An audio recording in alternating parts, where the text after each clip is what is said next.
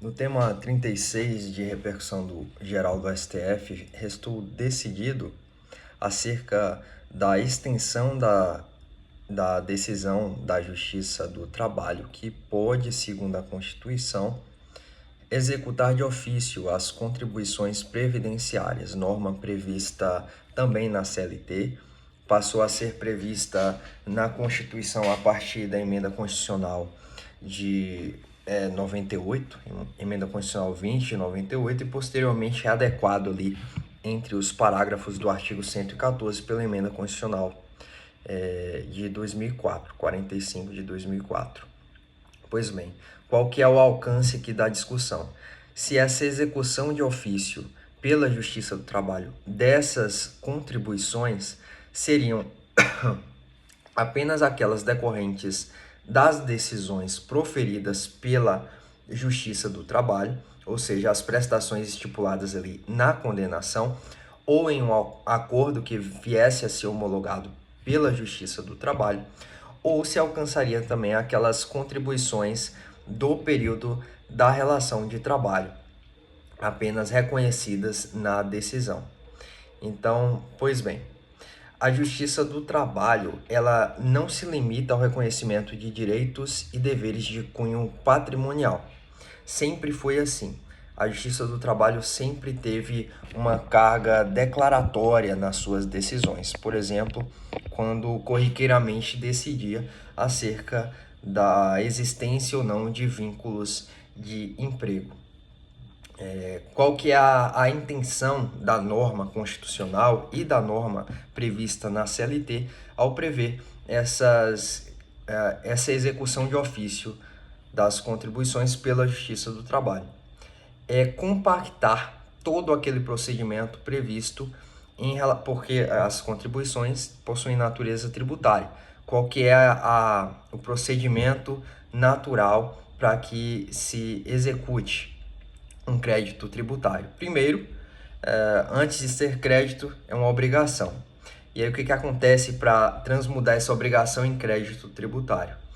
Todo um procedimento administrativo de lançamento, de notificação, de apuração daquele débito, depois gera uma certidão de dívida ativa, e a certidão de dívida ativa deve ser executada, deve ser cobrada através de uma execução fiscal. Muito embora possua decisões o STF no sentido de que o protesto dessa certidão de dívida ativa também é um meio viável e inclusive até mais eficaz e célere do que a própria execução fiscal, normalmente naqueles casos em que existe um pequeno valor da dívida e que o processo judicial ocasionaria a maiores despesas do que essa própria dívida. Então, qual que é a intenção aqui? A intenção é compactar todo esse procedimento, lançamento, certidão de dívida ativa, tudo mais, na decisão da Justiça do Trabalho. Tudo isso, desde o lançamento, desde a notificação e a apuração, é englobada na intimação do devedor para o pagamento. A base de cálculo aqui é o valor do salário. Então, quando a condenação da Justiça Laboral, ela vem especificando quais são as contribuições a serem recolhidas, ali ocorre um devido processo legal e que engloba já também o contraditório e tudo mais, então não há que se falar em ofensa ao contraditório. Então, a norma dita que caberá à Justiça do Trabalho a execução de ofício das contribuições. Aqui é importante destacar que o STF afirma que a CLT faz uma confusão, porque o que executa aqui não são as contribuições em si, mas é o título que dá corpo a essas contribuições. Da mesma forma que quando se está cobrando um cheque em juízo, o que vai se executar ali, a cobrança, não é do valor devido, mas é do próprio título, né? No caso do título cambial. Aqui o título é a própria decisão da Justiça do Trabalho.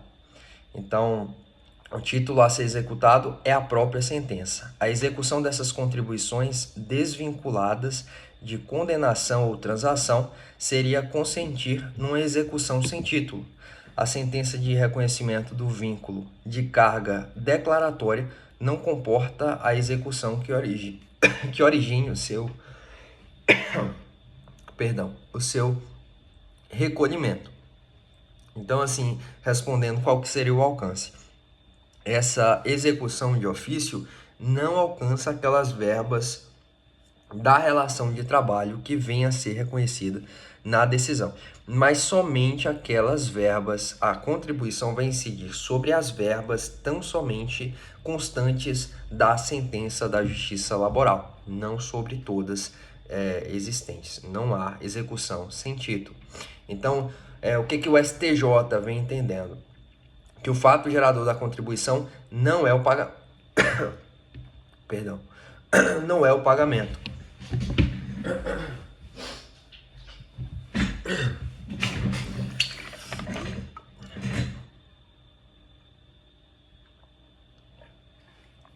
Mas a existência da relação de trabalho. Alguns contribuintes estavam fazendo uma relação entre duas normas trabalhistas. Uma das normas gerava o dever de pagamento do salário até o dia 5 de determinado mês. Assim prevê a CLT. E a contribuição previdenciária até o 8º dia do mês subsequente. Então, o que acontecia? Essa junção de norma levava muitos contribuintes a não recolherem ali no momento do pagamento, mas no mês subsequente. E o STJ falou que essa não é a melhor interpretação a ser dada, porque o fato gerador da contribuição é a relação de trabalho e não o pagamento. Portanto, não se pode levar o dia do pagamento como fato gerador, de modo a vir recolher a contribuição somente no mês subsequente.